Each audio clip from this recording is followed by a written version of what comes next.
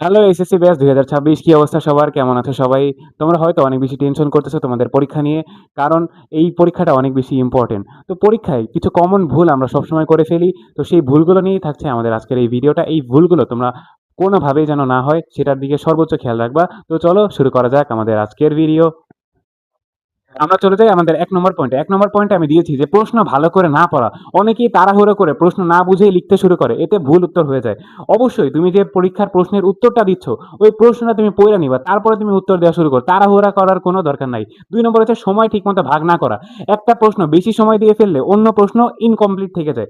এইটা আমাদের বাংলা পরীক্ষার ক্ষেত্রে হয়ে যাবে। দেখবা বাংলা পরীক্ষায় ১ম যে সৃজনশীলটা সেটা আমরা ৪০ মিনিট ফেলে লিখে ফেলি। তো এটা কোনোভাবেই করা যাবে না যে ১ম সৃজনশীল ৪০ মিনিট চলে গেছে, লাস্টের সৃজনশীল ৫ মিনিট। এরকম কোনো কিছুই করা যাবে না। একদম তুমি অনেক বেশি এলার্ট থাকবা তোমার সময়ের প্রতি। এরপরে ৩ নম্বরে আমরা যেটা দিয়েছি সেটা হচ্ছে কঠিন প্রশ্ন দিয়ে শুরু করা। শুরুতেই কঠিন প্রশ্ন ধরলে সময় নষ্ট হয় এবং কনফিডেন্ট কমে যায়।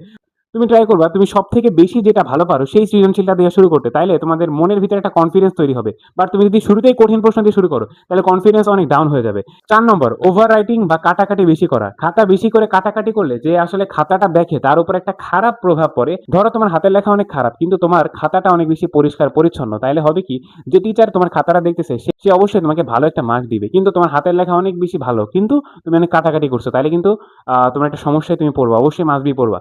এরপর হচ্ছে অগোছালো লেখা, অস্পষ্ট হ্যান্ডরাইটিং বা অগোছালো অ্যান্সার দিলে নাম্বার কমতে পারে, মাস্ট বি কমবে। তারপরে সব প্রশ্ন অ্যাটেম্প্ট না করা। অনেকেই কিছু প্রশ্ন ফাঁকা রেখে দেয়। এটা বড় ভুল। যতটা পারবা চেষ্টা করবা, সবসময় চেষ্টা করবা। তুমি একটা টার্গেট নিয়ে আগাবা যে আমি ১০০ মার্কের অ্যান্সারই দিব। আমি পারি আর না পারি।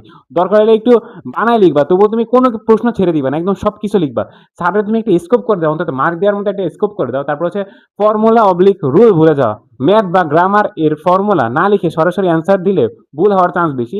এটা তো বুঝতেছো। এবার হচ্ছে অ্যাডমিট কার্ড বা প্রয়োজনীয় জিনিসপত্র ভুলে যাওয়া। এটা একটা কমন কিছু মারাত্মক ভুল। আগের রাতে সবকিছু রেডি রাখো। যেমন ধরো তোমার পরীক্ষায় তুমি কি নিয়ে যাবা? মাস্ট বি তোমার কলম, পেন্সিল, খাতা, ক্যালকুলেটর, তারপরে হচ্ছে স্কেল, তারপর হচ্ছে তোমার অ্যাডমিট কার্ড, রেজিস্ট্রেশন কার্ড এগুলো মাস্ট বি নিয়ে যাবে। এগুলো যদি ভুল করো তাইলে আর কি করার আছে? তুমি কোনো স্টুডেন্টের কাতারেই পড়ো না ভাইয়া। তারপর হচ্ছে প্যানিক করা। এক্সাম হলে গিয়ে অনেকে এত নার্ভাস হয়ে যায় ভাই, এত পোলাপান দেখা কি হবে? কোনো প্যানিক করা যাবে না। একদম ঠান্ডা মাথায় যায় বসবা, ঠান্ডা মাথায় পরীক্ষাটা দিবা। এরপরে লাস্ট অ্যান্ড ফাইনাল সেটা হচ্ছে অ্যান্সার চেক না করা। শেষ ৫-১০ মিনিট রেখে অ্যান্সার চেক না করলে ছোট, ছোট ভুল থেকে যায়। এটা আসলে ম্যাথ পরীক্ষার ক্ষেত্রে অনেক বেশি হয়ে যায়। তো তুমি করবে কি? তোমার যে ৩ ঘন্টা সময়ের আগে তুমি করবা কি ২ ঘন্টা ৫৫ মিনিটে তোমার পরীক্ষাটা শেষ করার চেষ্টা করবা। তারপর লাস্ট ৫ মিনিট হচ্ছে তুমি পুরো খাতাটা একবার রিভিশন দাও যে তুমি সবগুলো কোশ্চেন লিখছো নাকি, কোথাও কোনো মিস্টেক করছো নাকি সেইগুলো তুমি রিভিশন দিবা। আর লাস্ট একটা কথা তোমাদের জন্য বলতে চাই সেটা হচ্ছে বেস্ট অফ লাক এসএসসি ২০২৬। তোমরা অবশ্যই অনেক ভালো করে পরীক্ষা দাও।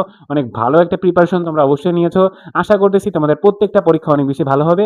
আর প্রত্যেকটা পরীক্ষার যেমন বাংলার এমসিকিউ, যেকোনো পরীক্ষার এমসিকিউর উত্তর পাওয়ার জন্য অবশ্যই এই চ্যানেলটা সাবস্ক্রাইব করে রাখো। এই চ্যানেলে কিন্তু নির্ভুল একটা এমসিকিউর অ্যান্সারও দেওয়া হবে।